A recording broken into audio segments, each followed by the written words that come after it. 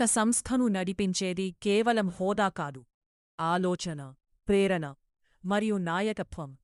ఇప్పుడు మేనేజర్కి, లీడర్కి మధ్య ఉన్న అసలైన తేడాను తెలుసుకుందాం.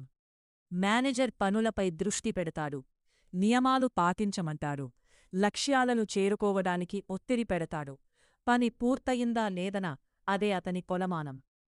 లీడర్ మనుషులపై దృష్టి పెడతాడు, జట్టులో నమ్మకం పెంచుతాడు, ప్రతి వ్యక్తిలోని శక్తిని వెలికితీస్తాడు, నువ్వు చెయ్యగలవు అనే ధైర్యాన్ని ఇస్తాడు.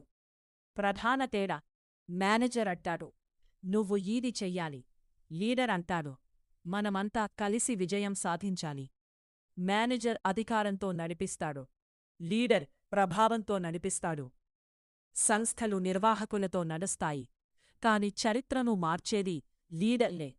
నిజమైన నాయకత్వమైతే ముందు నడవడం కాదు, వెనుకవారిని కూడా ముందుకు తీసుకెళ్లడం.